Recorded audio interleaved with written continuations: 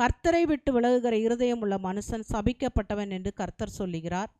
அவன் அந்தரவெளியில் கரளையாய் போன செடியைப் போலிருந்து நன்மை வருகிறதை காணாமல் வனாந்தரத்தின் வறட்சியான இடங்களிலும் குடியில்லாத உவர் நிலத்திலும் தங்குவான்.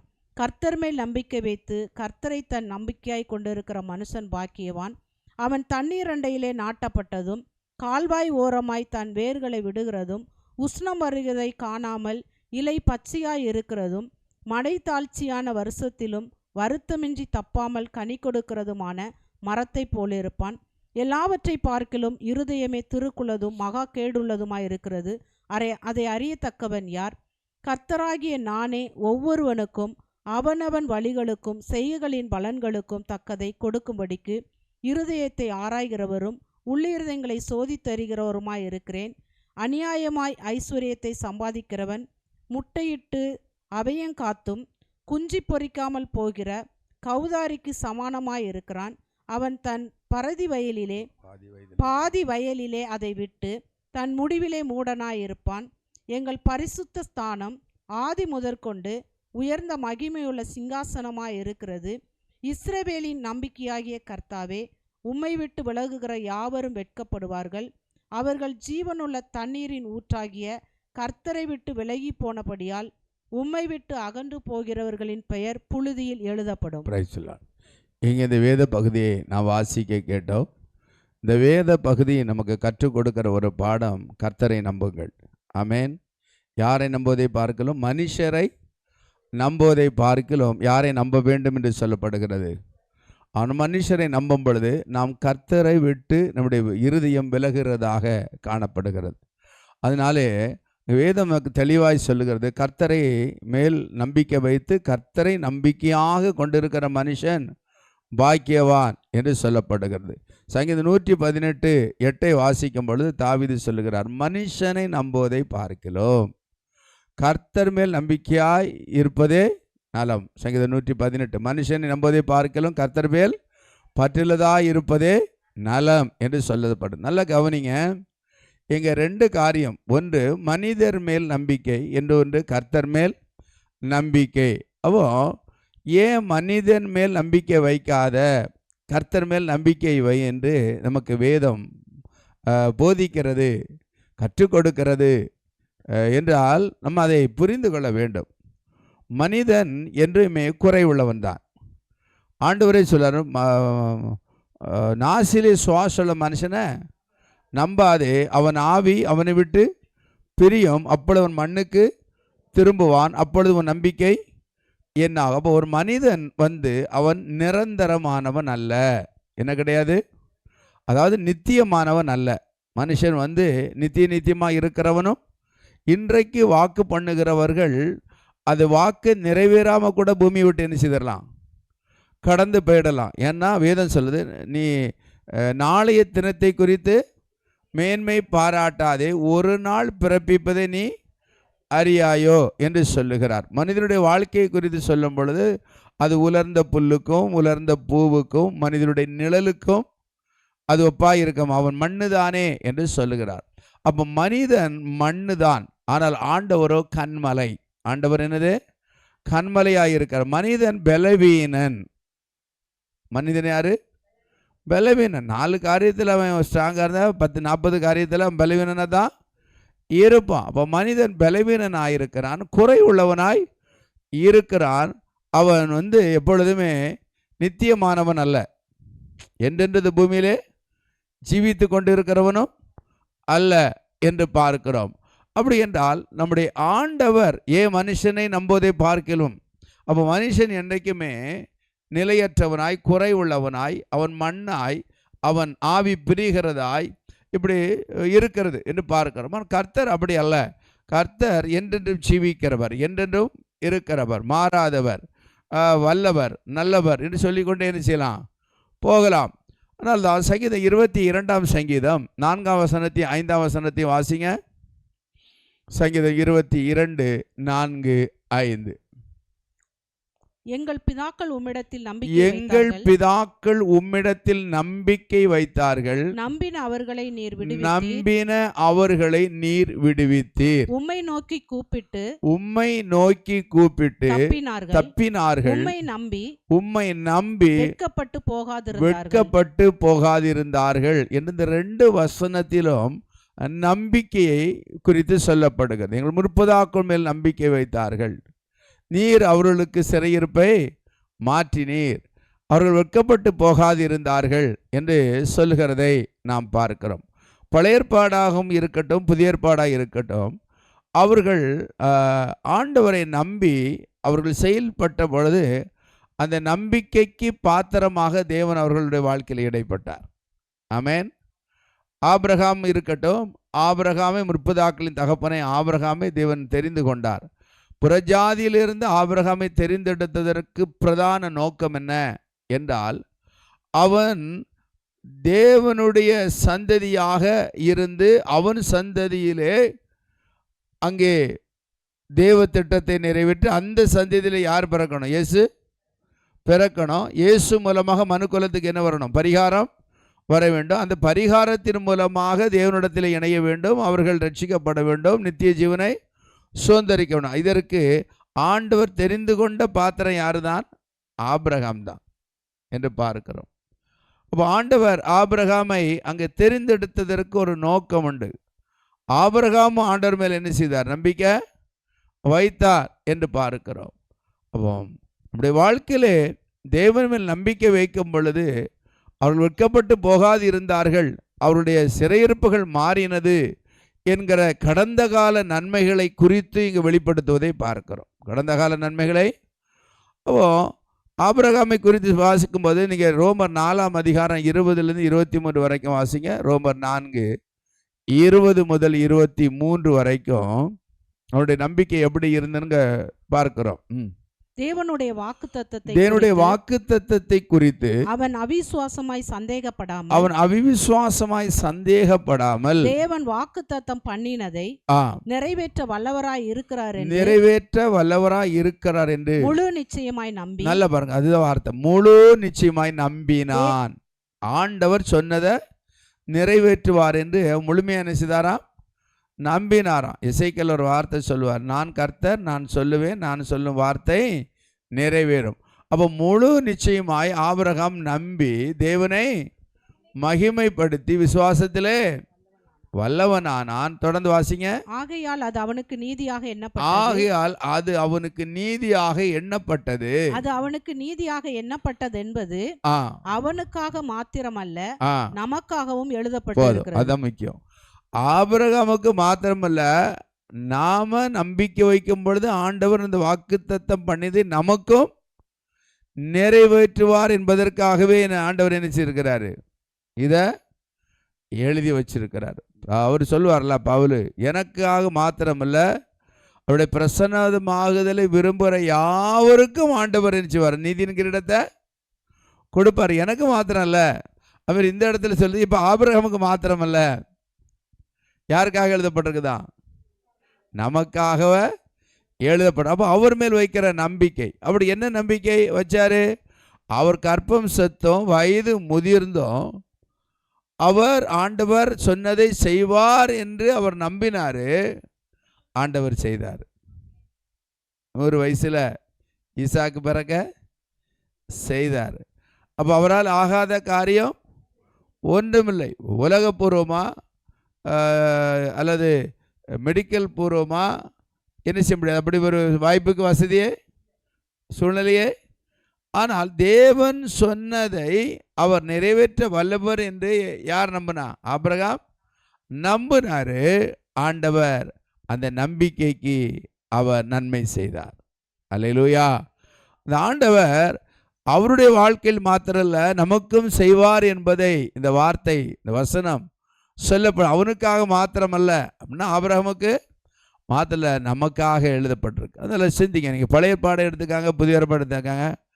இப்போ இவர் நேபுகாத்நேச்சர் சட்டம் போடுறாரு, இந்த பொற்சிலையை நீங்கள் வணங்கணும், இதை அரசாங்க சட்ட ராஜாவின் கட்டளை, இதை மீறினா நீங்கள் அக்கினியிலே போடப்படுவீர்கள் என்று சொல்லப்பட்ட பொழுது கூட சாதராக் மேஷாக் ஆபேத்நேகோ கர்த்தர் மேல் நம்பிக்கை வைத்து கர்த்தருடைய கட்டளை நாங்கள் மீற மாட்டோம். ஏன்னா பிரதான கட்டளை இதுதான், மேலே வானத்திலும் கீழே பூமியிலும் எந்த ஒரு விக்கிரகத்தியாலும் சுரூபத்தியாலும் உண்டாக்கக்கூடாது, அது ஒளிபீடத்திலும் வைக்கவும் கூடாது, அது சேவிக்கவும். இந்த மூணையும் செய்கிறவன் சபிக்கப்பட்டவன் என்றுதான் கட்டளை சொல்லப்படுது. என்னை என்று ஒரு தேவர் உனக்கு வேறு தேவர்கள் உண்டாயிருக்க வேண்டாம் என்பது பிரதான கட்டளை. ஆமென். 10 கட்டளையில் அது உண்டு. என்னை அன்றி வேறு தேவர்கள் உனக்கு உண்டாயிருக்க வேண்டாம். அப்படி நீ அது செய்தா, அது செய்கிறவனும் அதை ஒளிபீடத்தில் அதை பலிபீடத்தில் வைக்கிறவனும் அதை போய் வணங்குறவனும் சபிக்கப்பட்டவன் என்று வேதம் சொல்லுகிறது. அப்போ அதை 10 கட்டளையில் ஒரே வார்த்தையை சொல்லுவாங்க, என்னை அன்றி வேறு தேவர்கள் உண்டாயிருக்க வேண்டாம் என்று சொல்லுகிறார். கர்த்தருக்கு ஸ்தோத்திரம். அப்போ இந்த வார்த்தையின்படி அவங்க சாதராக் மேஷாக் ஆபேத்நேகோ எங்கள் தேவன் தப்புவிக்க, அப்போ முற்பதாக்கள் நம்பிக்கை வைத்தார்கள், அவர்களை நீர் தப்புவித்தீர் என்பதை இந்த சங்கீதத்தில் வாசித்தோம்ல.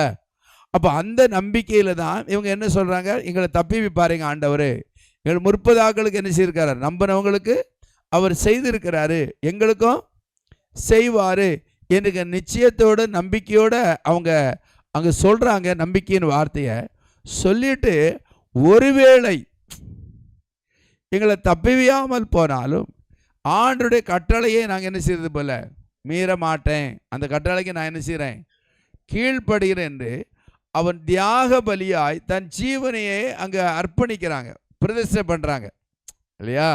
இப்போ பிள்ளை சொன்னா, ஆண்டவர் என்னோட பேசினார், நான் என்ன செய்தேன், அதை பிரதிஷ்டை பண்ணி எடுத்துட்டேன். அப்போது நம்முடைய வாழ்க்கையில் இந்த பிரதிஷ்டைங்கிறது, அர்ப்பணிப்புங்கிறது, பொருத்தனை நிறைவேற்றுவது என்பது, ஆண்டவர் சொன்னதுக்கு கீழ்ப்படிவது என்பது சாதாரண காரியம் கிடையாது. சாதாரண காரியம் கொஞ்சம் கடினமாக தான் இருக்கும். ஆனால் நம்பிக்கை வைத்து அதை செய்யும் பொழுது அதற்குரிய பலனை தருவார். அதற்குரிய பலனை, ஆமாம். நான் பைபிள் காலேஜ் படிக்கும்போது அதனுடைய ரூல்ஸு, ஏஜி சாமத்தோட ரூல்ஸு, கிராஜுவேஷனுக்கு முன்னாடி மனைவி நகையை கலத்தி விடணும். நகை போட்டிருந்தால் கிராஜுவேஷன் கொடுக்க மாட்டாங்க. அப்போ எனக்கு இன்டர்வியூ வைக்கும் பொழுது கேட்குறாரு பாஸ்டர், உங்கள் மனைவி நகை போட்டிருக்கிறாங்களான்னு கேட்டார். ஆமாம் போட்டிருக்கிறாங்கன்னு. அப்போது அவங்க சொன்னாங்க, அப்படின்னா படித்து முடிக்கும்போது கிடைக்காது, இது பண்ண முடியாதுன்னு சொன்னார். படித்து முடித்து கிராஜுவேஷன் ஆகும்னா அவங்க எடுத்துருவாங்கன்னு சொன்னேன். அது எப்படி எடுப்பாங்க? நான் அவர் என்ன திருப்பி கேட்டார், எப்படி எடுத்துருவாங்களான்னாரு. நான் சொன்னேன், அது என் மனைவி, நான் சொல்லது செய்வா என்று சொல்லி அந்த நேரத்தில் சமாளிச்சுட்டேன்.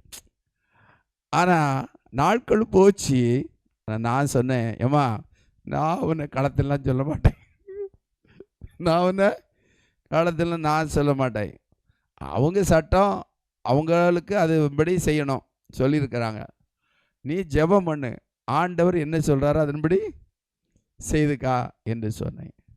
நான் சொல்லிட்டு விட்டுட்டேன். ஆனால் கால நாட்கள் போச்சு, ஆண்டவர் ஒரே ஒரு பாட்டை கொடுத்து கொடுத்து கொடுத்து கொடுத்து கலத்த வச்சிட்டார். அல்லேலூயா.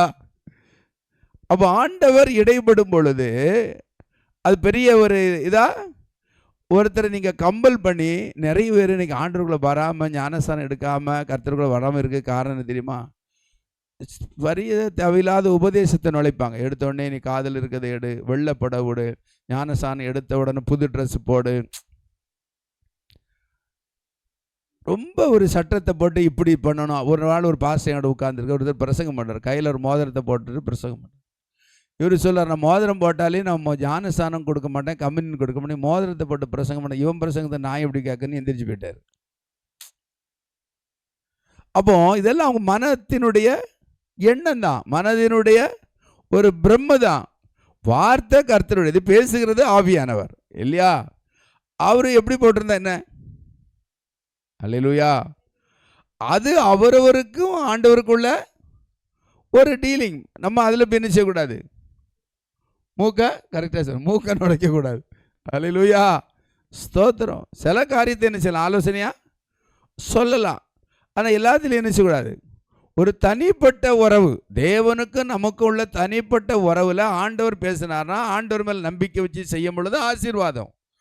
ஊழியக்காரர் ஒரு கம்பல் பண்ணக்கூடாது, வற்புறுத்தவும் கூடாது, கட்டாயப்படுத்தவும் கூடாது. ஏன்னா இது உறவு யாரோட?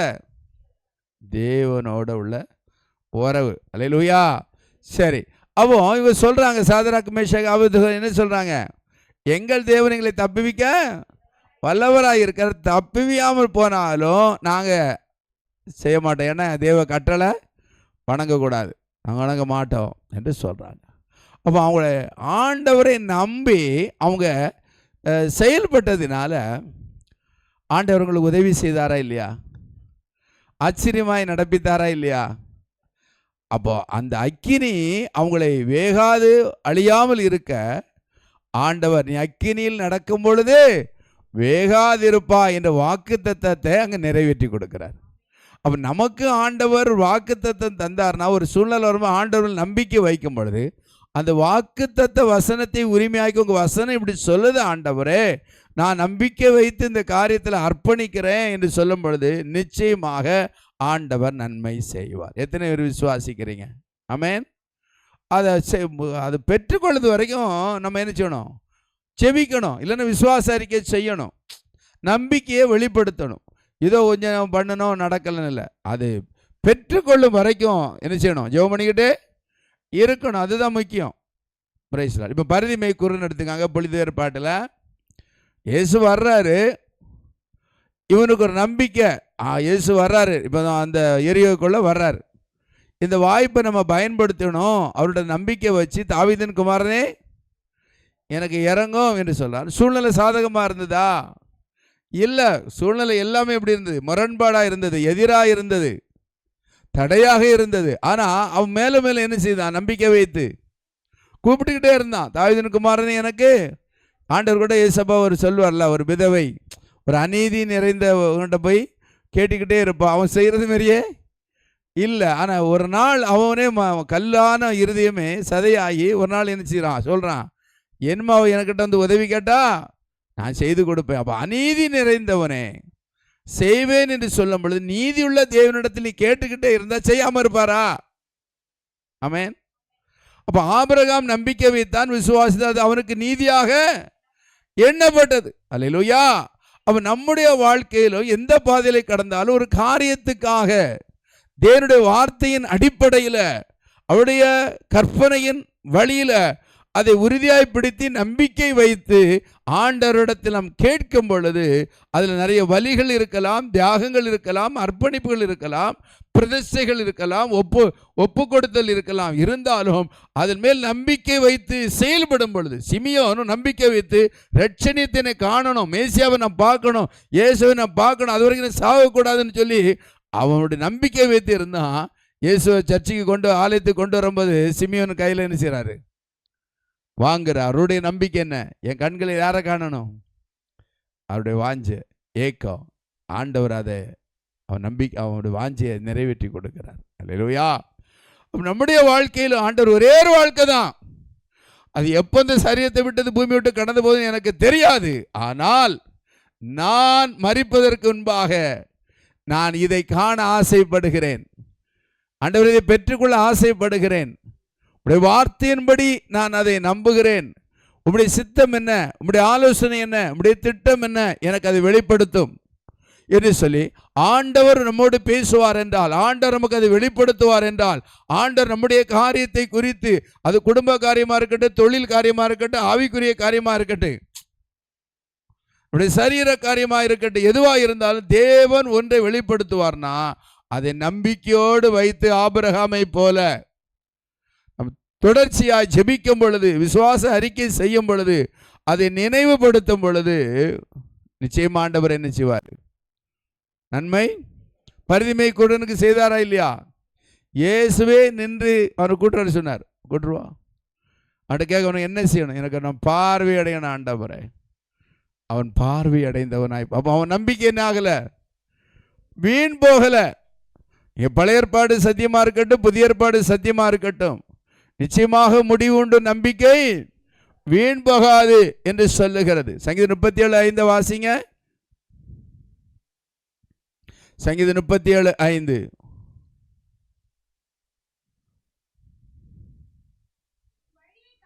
உன் வழியை கர்த்தருக்கு ஒப்புவித்து அவர் மேல் நம்பிக்கையாயிரு, அவரே காரியத்தை வாய்க்கணும். நம்முடைய வழியை, வாழ்க்கையை நம்ம ஆண்டவரிடத்தில் ஒப்புச்சொல்லணும். ஒப்பு கொடுத்தல் மிக, நீங்கள் ஒப்பு கொடுத்ததை அந்நாள் வரைக்கும் அவர் காத்துக்கொள்ள வல்லவராயிருக்கிறார். ஒப்பு கொடுத்தல் மிக முக்கியங்க.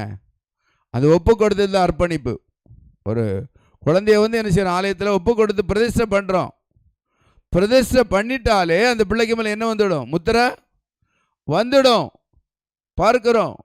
அந்த பிரதிஷ்டை ஒப்பு கொடுத்தல் மிக முக்கியம். ஆண்டவர், இது உம்முடைய பிள்ளை, நீங்கள் அந்த பிள்ளையை பார்த்துக்காங்க, நீங்கள் அதை ஆசீர்வதிங்க. இருக்கிறோம். உடன்படிக்கை, அர்ப்பணிப்பு, இதுக்கெல்லாம் நம்ம கரையும் செலுத்தணும். என்ன செய்யணும், ஒரு வேலைக்கு போகிறீங்க, வேலை கடினமாக இருந்தாலும் 8 மணி நேரம் வேலை செய்து கரையும் செலுத்தினால தானே நம்ம என்ன செய்ய முடியுது, ஒரு வருமானத்தை பார்க்க முடியுது. நம்ம படிக்கிறோம், படிப்புலையும் நம்ம கரையை செலுத்தி கண் விழித்து நம்ம படித்து பீஸ் பணம் கட்டி பிரயாணம் பண்ணி புரியலைன்னா டியூஷன் வச்சு அதெல்லாம் செயல்பட்டாதானே ஒரு வெற்றியை பார்க்க முடியுது. ஆமென். அப்போ ஆண்டவருக்கு அடுத்த காலில் நம்முடைய வழிகளை யாரிடத்தில் ஒப்புவிக்கணும்? பணம் இருந்தால் கட்டளை வாங்கலாம், ஆனால் தூக்கத்தை யார் தான் கொடுக்கணும்? ஆண்டவர் தான் கொடுக்கணும். அப்போ காசு இருந்தால் எந்த பொருளையும் வாங்கலாம், சமாதானத்தை வாங்க முடியுமா? முடியாது. இன்சூரன்ஸ் போட்டிருக்கிறோம், பணம் இருக்குங்கிறதுக்காக வலியை இன்சூரன்ஸ் தாங்குமா? பணம் தாங்குமா? அந்த வலியை யார் தான் தாங்கணும்?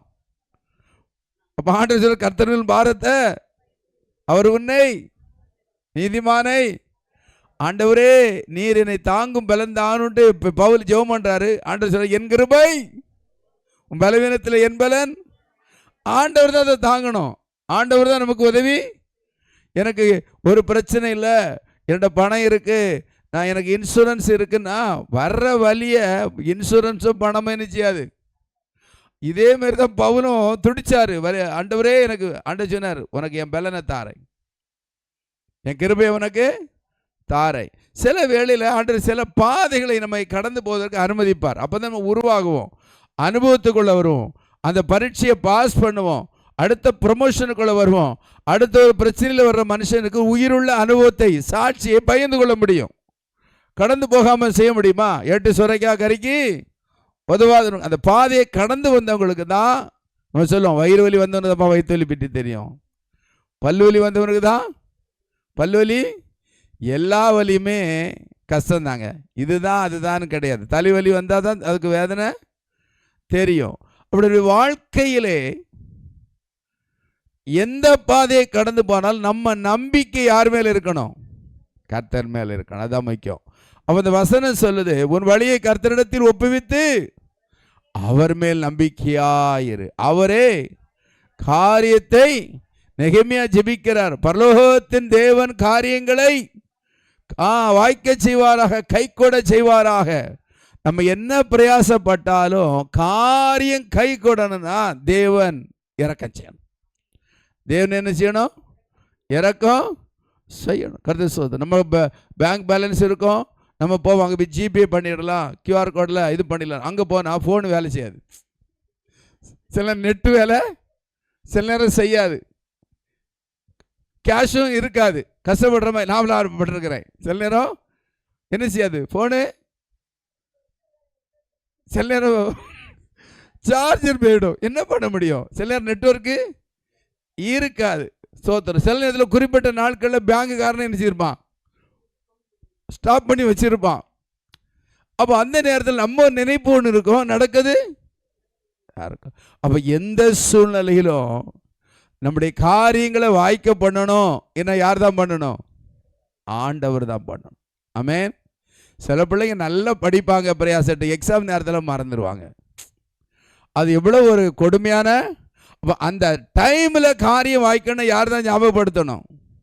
கர்த்தர் தான் வாய்க்கப்படணும். கர்த்தர் தான் அந்த நினைவை கொண்டு வரணும். அப்போ உன் வழிகளை கர்த்தர், உன் குடும்ப வாழ்க்கையாக இருக்கட்டும், உன் படிப்பாக இருக்கட்டும், உன்னுடைய வேலையாக இருக்கட்டும், உன் பிஸ்னஸாக இருக்கட்டும், உன் பிரயாணமாக இருக்கட்டும், அவனுடைய வாழ்க்கையில் குடும்பத்தை ஆவிக்குரிய காரியங்களாக இருக்கட்டும், நீங்கள் ஆண்டவருடைய சமூகத்தில் ஒப்பு கொடுக்கணும். யோபு பிள்ளைகளை ஒப்பு கொடுத்து ஜெபிக்கிறாரா இல்லையா? சொல்லுங்க. அதே போல் நீங்கள் ஒவ்வொன்றையும் ஒப்பு கொடுக்கணும். ஆண்டவரே குடும்பத்தை கொடுக்குறேன், வேலையை ஒப்பு கொடுக்குறேன், பிஸ்னஸை நீங்கள் ஆளுகை செய்யுங்க, நீங்கள் ஆசீர்வதிங்க, நீங்கள் வாங்க என்று சொல்லி யார் மேல் நம்பிக்கையாக இருக்கணும்? கர்த்தர் மேலே நம்பிக்கையாக இருக்கணும். அப்போ நம்பிக்கையாக இருக்கும்போது ஒப்பு கொடுத்து நம்பிக்கையாக இருக்கணும், அர்ப்பணித்து நம்பிக்கையாக இருக்கணும், அறிக்கையிட்டு அப்படி செய்யும் பொழுது அவரே காரியத்தை வாய்க்க பண்ணுவார். காரியத்தை அவர் வாய்க்க பண்ணுவார். மனுஷனால் கூடாதது தேவனாலே கூடும் என்று பார்க்கிறோம். சரி, நீதிமொழிகள் 3ஆம் அதிகாரம் 5-6 வாசிங்க. நீதிமொழிகள் 3:5-6. உன் சுய புத்தியின் மேல் சாயாமல் உன் முழு இருதயத்தோடும் கர்த்தரில் நம்பிக்கையாயிருந்து வழிகளில் எல்லாம் போதும். நல்ல கவனிங்க. 3ஆம் அதிகாரம் 5ஆம் வசனமும் 6ஆம் வசனம் சொல்றது, உன் சுய புத்தியின் மேல் சாயாமல் உன் முழு இருதயத்தோடும் யார் மேல் நம்பிக்கையா இருக்கணுமா? கர்த்தர் மேல் நம்பிக்கையாயிருந்து, அப்புறம் உன் வழிகளில் எல்லாம், அப்படின்னா வாழ்க்கையில் எல்லாம் யாரை நினைக்கணும்? கர்த்தரை நினைக்கணும். அப்பொழுது அவர் பாதைகளை செவ்வாய், வாழ்க்கையை, உன் குடும்பத்தை, உன் பிஸ்னஸை அவர் செவ்வாய்ப்படுத்துவார். கோணலை செவ்வாயாக்கிறவர், பாழானதை பயிரலமாக்கிறவர், குறைவை நிறைவாக்கிறவர். ஆமென். அவன் சுய புத்தியின் மேலே சாய்ந்தா கர்த்தரை நம்ப மாட்டோம். கர்த்தரை நம்ப மாட்டோம். பாக்கெட்டில் 100 ரூபாய் இருந்தால் நம்ம கடையில் போய் தோசை வாங்கி சாப்பிட நினச்சா கர்த்தரை நம்புவோமா? சொல்லுங்க, நம்ப மாட்டோம். ஏன்? என்ன இருக்குது கையில்? காசே இருக்குது. அப்போ இப்போ காசே இல்லை, ஆனால் பசி எடுக்குது, என்ன செய்வோம்? யாராவது உதவி செய்ய கிருபை செய்யுங்கப்பா கேட்போம். அப்போ இருந்தோ இல்லையோ ஆண்டவர் மேலே நம்ம சார்ந்து கொள்கிற பழக்கத்தை உருவாக்கணும். என்ன செய்யணும்? பழக்கத்தை உருவாக்கணும். உன் சுய புத்தியின் மேலே என்ன செய்யாத? சாயாத. அப்படின்னா அனுபவத்தின் மேலே நீ சாயக்கூடாது. உன் பேங்க் பேலன்ஸின் மேலே நீ சாயாத. நான் எல்லாம் பார்த்துக்கிடுன்னு சொல்லக்கூடாது. அப்போ ஆண்டவர் எல்லாமே இருந்தாலும் ஆண்டவரை சார்ந்து கொள்ள வேண்டும். அப்படி சார்ந்து கொள்ளலைன்னா நம்முடைய இருதயம் தேவனை விட்டு விலகிடும். தேவனை விட்டு விலகிடும். அதான் முதலே சொன்னேன், மனுஷன் மேல் நம்பிக்கை, கர்த்தர் மேல் நம்பிக்கை. வித்தியாசம் என்ன? அவன் மண்ணு, ஆவியில் பிரிகிறவன், குறைவுள்ளவன், நிலையற்றவன் தானே. ஆனால் ஆண்டவரோ அப்படி அல்ல. அவர் நிலையானவர், ஜீவன் உள்ளவர், சர்வ வல்லவர், கண்மலையானவர். ரெண்டுக்குள்ள வித்தியாசத்தை தெரியணும். ஒருத்தர் சொல்கிறாங்க உதவி செய்கிறேன்னு, அவங்க நல்ல இடத்துல தான் சொல்லுவாங்க. அந்த டைமில் அவங்களால செய்ய முடியல, நோய்வாய்ப்பட்டுட்டாங்க, இல்லை ஒரு விபத்துக்குள்ளே ஆகிட்டாங்க, ஒரு சிக்கலில் மாட்டிட்டாங்கன்னா அவங்க எப்படி பண்ணுவாங்க? அவங்க பொய் சொல்லலை, நல்லது தான் சொன்னாங்க, ஆனால் என்ன செய்ய முடியல? செயல்படுத்த முடியல. அப்போ எந்த சூழ்நிலையிலும் யார் தான் செயல்படுத்த முடியும்? கர்த்தர் தான் செயல்படுத்த முடியும். அதனால தான் தாவீது சங்கீதம் 71:14 சொல்றாரு, எப்பொழுதும் நான் நம்பிக்கையாக இருந்து நான் உம்மை துதிப்பேன் ஆண்டவரை. சங்கீதம் 71 வாசிங்க. 71:14. நானோ எப்பொழுதும் நம்பிக்கை கொண்டிருந்து மேன்மேலும் உம்மை துதிப்பேன். அப்போ ஆண்டவர் மேலே எப்பொழுதும் ஒரு நம்பிக்கை வைக்கணும். ஆமென், அல்லேலூயா. அதான் ஒரு பக்தன் பாடினா இல்லை, வாழ்வோ ஆவோ ஏதுதான் பிரிக்க முடியும், வாழ்வோ தாழ்வோ ஏதுதான் பிரிக்க முடியும், அன்பே என் இயேசுவே ஆருயிரே ஆட்கொண்ட என் தெய்வமே, அன்பே என் இயேசுவே ஆருயிரே ஆள்கொண்ட என் தெய்வமே. அவர் தாவீது அனுபவ ரீதியாக சொல்றாரு. பல பிரச்சனைக்குள்ள இருந்து மலைகளிலும் குகையிலும் ஒளித்து கொண்டு இருக்கும் பொழுது, அவர் இருந்த இடமெல்லாம் மலைப்பகுதி, குகைக்குள் இதான் ஒளிச்சிருந்தார். இப்போ பார்க்குறாரு, அவர் சொல்கிறாரு, எருசலேமை மலைகளால் சூழப்பட்டு இருக்கிறது. அந்த மலைகள் என்றென்றும் அசையாமல் இருக்கும். மலை அசையுமா? அது இருக்கிற இடத்துல எப்படி இருக்கும்? அதான் சொல்லுவாங்க, மலை மேலே என்ன செய்யாத, மோதாத. அப்போ மலை எப்படி இருக்கும்? பர்வதம் என்றென்றும். அப்போ எருசலேமை பர்வதங்கள் சூழ்ந்து காப்பது போல, என்றென்றும் அசையாமல் இருப்பது போல, நான் ஆண்டவரில் வைக்கிற நம்பிக்கை அதே போல இருக்குன்னு சொல்றார். எங்க சொல்றாரு? சங்கீதம் 25ல் 125 வாசிங்க. சங்கீதம் 125 அனுபவ ரீதி அதை சிந்திச்சு சொல்றாரு பாருங்களா. கர்த்தரை நம்புகிறவர்கள் என்றென்றும் அசையாமல் நிலைத்திருக்கும் சீயோன் பர்வதம் போல. இப்போ அதை பார்த்துட்டு தான் சொல்றாரு, இந்த மலை எப்படி அசையாமல் இருக்குதோ, பாதுகாப்பாக இருக்குதோ, ஆண்டவரை நம்பும் பொழுது என்றென்றைக்கும் இந்த மலையை போல அசையாமல் நிலைத்திருப்பார்கள் என்று சொல்லுகிறார். அல்லேலூயா. ஃபாதர் கூட இந்த வசனத்தில் பாட்டு எழுதினார்ல, எருசலேம் நகரம் மலைகளால் எப்போதும் சூழ்ந்து இருப்பது போல், எருசலேம் நகரம் மலைகளால் எப்போதும் சூழ்ந்து இருப்பது போல், இப்போதும் எப்போதும் கர்த்தர் நம்மை சூழ்ந்து சூழ்ந்து ஆத்திடுவார். இப்போதும் எப்போதும் கர்த்தர் நம்மை ஆத்திடுவார். கர்த்தரை நம்பினோ பேறு பெற்றோ சீயோன் மலை போல் உறுதியுடன் அசையாமல் இருப்பார்கள், அசையாமல் இருப்பார்கள். அப்போ அனுபவ ரீதி அதை நினைச்சு என்ன செய்றாரு? சொல்றார், ஆண்டவரே இந்த மலை அசையாமல் இருக்க உண்மை நம்புறவர்களும் அப்படி இருப்பாங்க, நீங்க அப்படி செய்வீங்க ஆண்டவரே என்று சொல்லுகிறத பார்க்கிறோம். அல்லேலூயா. அதில் நாம் சிறு வயதில் இருந்தே பிள்ளைகளை எல்லாம் ஆண்டவர் மேலுள்ள நம்பிக்கையில் வளர்க்கணும். படித்தாலும் ஜெபம் பண்ணிட்டு போமா, நீ ஜெபம் பண்ணுமா, கண்ணை மூடி ஜெபம் பண்ணுமா என்று சொல்லணும். பிள்ளைங்க செய்யாது தான் நம்ம அந்த பழக்கத்தை ஏற்படுத்தணும். என்ன செய்யணும்? பழக்கத்தை. அந்த பழக்கத்தை எவ்வளோ நாள் ஏற்படுத்தணும்னு நினைக்கிறீங்க? அந்த பிள்ளைங்க தனியாக தேவனோடு உறவாடி பேசி ஜெபித்து பழகுது வரைக்கும் பழக்கத்தை வைப்போம். அதுவும் தனியாக ஆண்டவரோட ஜெபம் பண்ணி நல்ல உறவை வளர்ந்துச்சுன்னா நம்ம என்ன செய்ய வேண்டாம், அதுக்கு பெரிய நம்ம கற்றுக் கொடுக்க வேண்டிய வேலையே கிடையாது. அல்லேலூயா. சரி, அப்போ சங்கீதம் 115 சங்கீதம் 9-11 வாசிக்கும். இஸ்ரவேலே கர்த்தரை நம்பு, ஆரோன் குடும்பத்தாரை கர்த்தரை, கர்த்தருக்கு பயப்படுறவர்களே எல்லோரும் கர்த்தரை. அப்படின்னா தேவனுடைய ஜனம் யாரை நம்பணுமா? ஊழியம் செய்கிற ஆரோன் குடும்பார், ஊழியம் செய்கிறவன் யாரை தான் நம்பணும்? கர்த்தர் தான். கர்த்தருக்கு பயப்படுகிற யாராக இருந்தாலும் பொதுவாகிடுச்சு. முதல் கர்த்தருடைய பிள்ளைங்க, அப்புறம் ஊழியம் செய்கிறவங்க, அப்புறம் கர்த்தருக்கு பயப்படுகிற யாராக இருந்தாலும் யாரை நம்பணுமா? கர்த்தரை நம்பும் பொழுது ஆண்டவர் என்ன செய்கிறாரு? கர்த்தருக்கு பயப்படலே, கர்த்தரை நம்பல, அவரே அவர்களுக்கு துணையும் கேடகமாக துணையாக இருக்கிறார், பாதுகாப்பாக இருக்கிறார் இருப்பார்கள். கர்த்தருக்கு ஸ்தோத்திரம். அப்போ ஆண்டவர் நல்ல கவனிங்க, ஆண்டவர் மனுஷர்களை கொண்டு தான் ஆசீர்வதிப்பார். சில வேளையில் நம்மளை நடத்துவார், போதிப்பார், உதவி செய்வார். நிறைய காரியத்துக்கு நமக்கு ஆண்டவர் இரக்கம் செய்வார். யாரை கொண்டு? மனுஷரை கொண்டு தான் செய்வார். அதுக்காக மனுஷர்களையும் நம்பிவிட்டு இருக்கக்கூடாது. யாரை நம்பிவிட்டு இருக்கக்கூடாது? அப்போ ஆண்டவர் மனிதர்களை கொண்டு ஆசீர்வதித்தாலும் யார் மேலே நம்பிக்கை வைக்கக்கூடாது? மனுஷர் மேலே. ஏன்னா நம்ம அஸ்திபாரம் யாரு? கர்த்தர் தான் நம்முடைய அஸ்திபாரம். யாரு?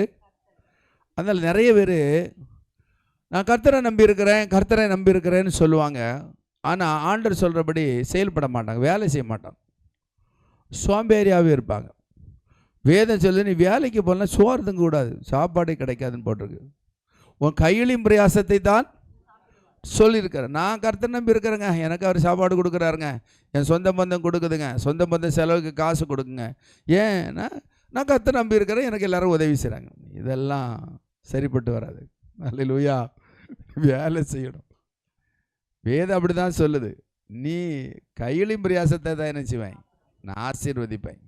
வேலை செய்யணும். அதே போல் கர்த்தரை நம்பியிருக்க நம்ம இஷ்டத்துக்கு எல்லாத்தையும் எதையும் செய்துட்டு கூடாது. நான் கர்த்தரை நம்பி செய்கிறேன், நான் கர்த்தரை நம்பி செய்கிறேன். கர்த்தர் சொன்னபடி செய்கிறியா? நம்மக்கிட்ட 2 பழக்கம் உண்டு. ஒன்று, நம்மளே செய்துக்கிட்டு ஆண்டவரே இதை ஆசீர்வித்தாங்க, எங்களுக்கு செய்து தாங்க, எங்களுக்கு உதவி செய்யுங்கன்னு கேட்போம். இது ஒரு ஸ்டைல். இன்னொன்று, ஆண்டவரே நம்ம இடத்துல பேசுவார், இதை செய்யி. அப்போ அதை செய்யணுன்னு சொல்லும் பொழுது, அதை செய்யும் பொழுது இந்த ஆசீர்வாதம் எப்படி இருக்கும்? ரொம்ப அதிகமாக மேன்மையாக இருக்கும். அப்புறம் கர்த்தரை நம்பி செய்கிறேன்னு சொல்லி துணிஞ்சு நினைச்சக்கூடாது, எதையும் செய்துக்கிட்டு இருக்கக்கூடாது. இது கர்த்தருக்கு சித்தமா, இது செய்யலாமா செய்யக்கூடாதா எங்கிறதெல்லாம் கவனமாக இருக்கணும். நீங்கள் உபாகமம் 28:18 வாசிங்க. ஆண்டவருடைய இது நீ வேலை செய்யணும்னு தான் சொல்கிறாரு. உபாகமம் 28:18 வாசிங்க.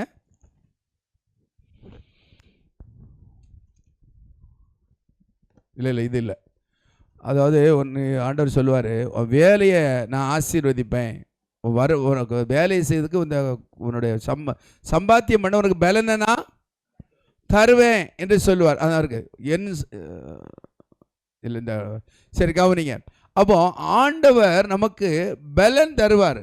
நாம் அந்த இருக்கிற பலத்தில் என்ன செய்யணும்?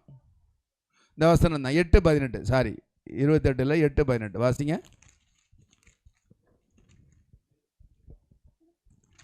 வாசிங்க. ஆ ஆ ஆ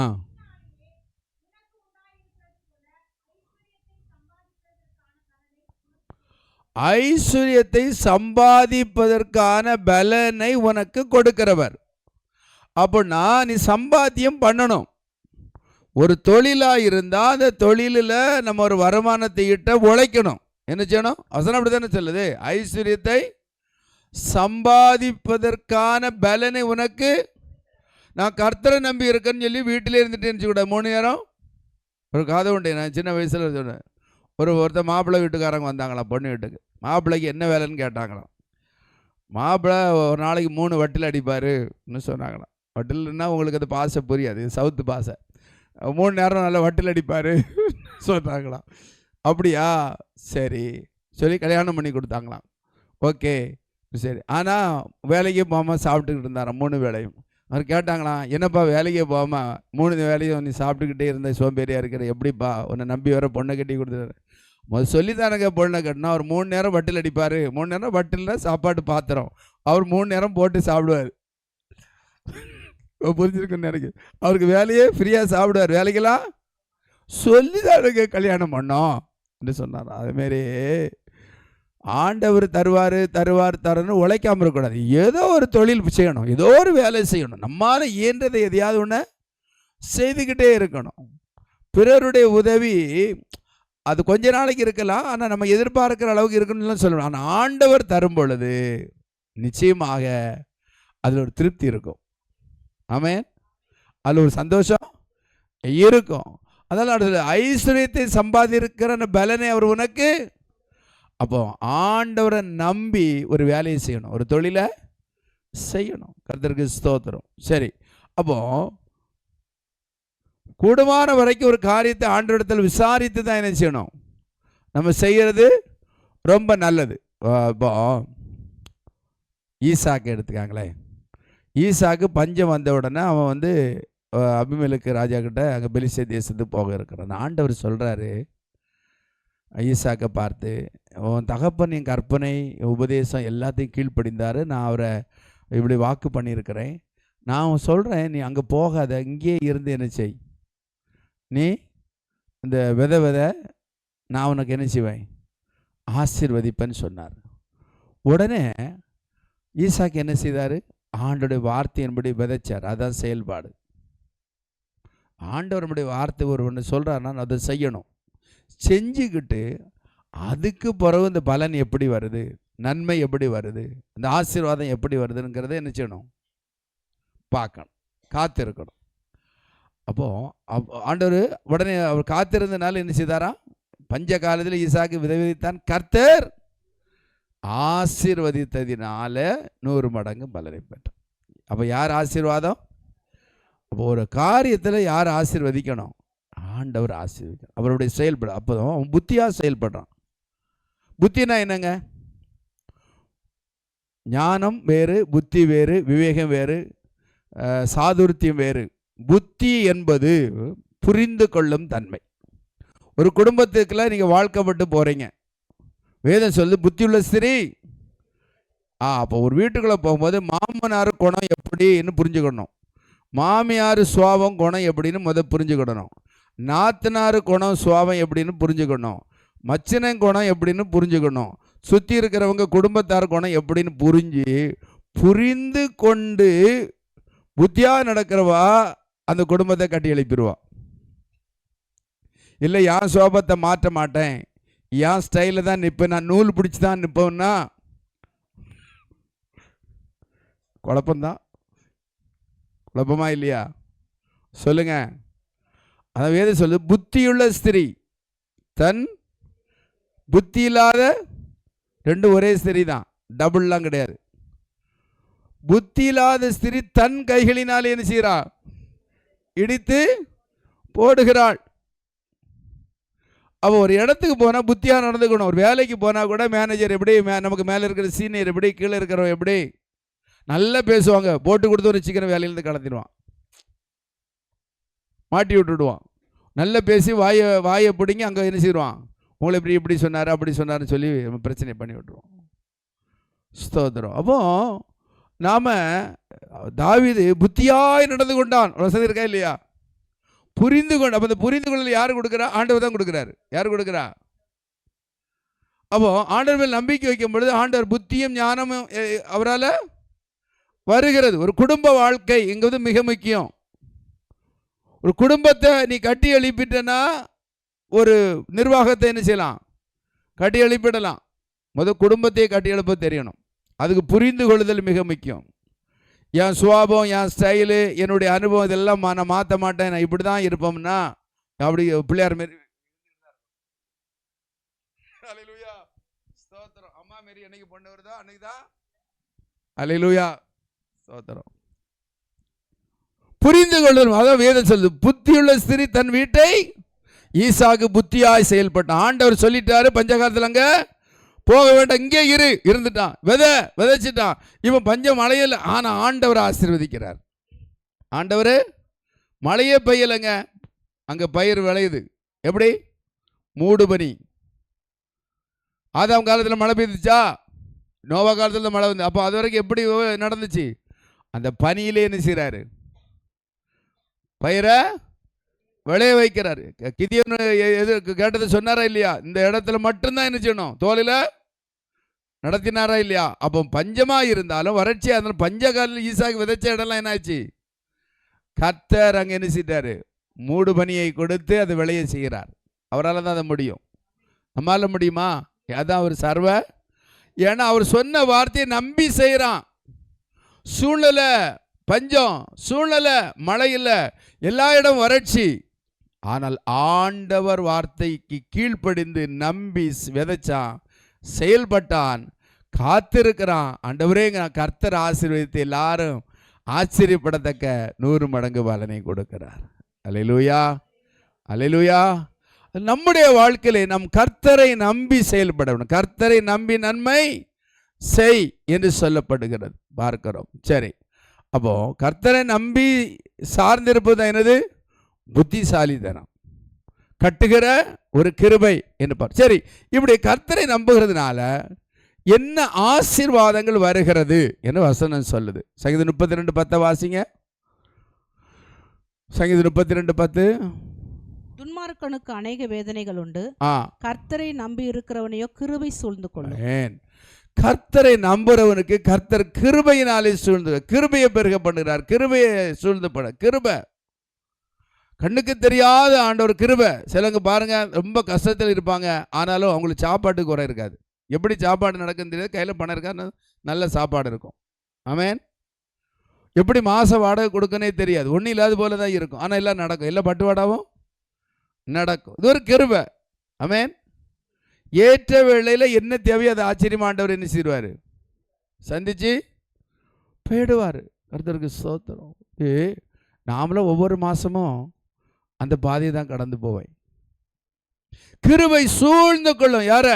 கர்த்தரை நம்புகிறவர். இரண்டாவது பார்க்கும்போது நீதிமொழி 28-25 வாசிக்கும் போது, கர்த்தரை நம்புகிறவனோ செழிப்பான். கர்த்தரை நம்புகிறவன், அப்ப அந்த நம்பிக்கையினால நமக்கு என்ன வருது? செழிப்பு வருது. இப்ப ஈசாக்குக்கு வந்ததா இல்லையா? வந்தது என்று பார்க்கிறோம். அடுத்து பார்க்கிறோம் நீதிமொழி 25ல, கர்த்தரை நம்புகிறவனை அவர் உயர்ந்த அடைக்கல பாதுகாப்பை கொடுப்பாராம். என்ன செய்வாரு? பாதுகாப்பை கொடுப்பேன் என்று சொல்லுகிறார். அதனால நம்முடைய ஆண்டவர் மேல் வைக்கிற நம்பிக்கை எதின் மேல் இருக்கணும்னு முதல் தெரியணும். இம்மைக்காக மாத்திரம் இருக்கக்கூடாது, இம்மைக்காக மாத்திரம் நம்பிக்கை வைக்கக்கூடாது. வேதம் சொல்லுகிறது, இம்மைக்காக மாத்திரம் அவரை நம்பினால் எல்லாரையும் பார்க்கலீங்களும் கடைசியாக என்ன ஆயிருவீங்க? பரிதவிக்கப்பட்டவர்களாக. அப்போ எதன் மேல் நம்பிக்கை வைக்கணும் நம்ம வேதம் சொல்லுதுன்னா, வாசிங்க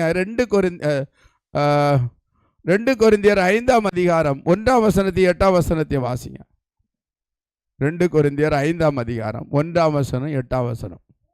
கூடாரமாகிய நம்முடைய வீடு அழிந்து போனாலும் தேவனால் கட்டப்பட்ட கைவேலை அல்லாத நித்திய வீடு பரலோகத்திலே நமக்கு உண்டு என்று அறிந்து இந்த நித்திய வாழ்வுக்காக நம்முடைய நம்பிக்கை வைக்கணும். அப்புறம் 8ஆம் வசனம், நாம் தைரியமாகவே இருந்து இந்த தேகத்தை விட்டு குடி போகவும் கர்த்தரிடத்தில் குடியிருக்கவும் அதிகமாய் விரும்புகிறோம். அப்ப இந்த பூமிக்குரிய வாழ்க்கை கடந்து போனாலும் நிரந்தரமாய் நிலையாய் நித்திய வீடு எனக்கு உண்டு, நித்திய ஜீவன் உண்டு, அந்த ஒரு வாசஸ்தலம் எனக்கு ஆண்டவர் ஆயத்தப்படுத்த, அங்க இருப்பேன் போவேன் என்கிற ஒரு நம்பிக்கை இருக்கணும்.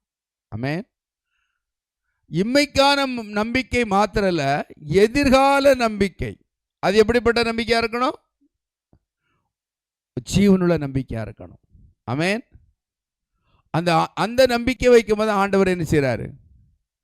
அவர் சந்தோஷப்படுறார். அல்லேலூயா.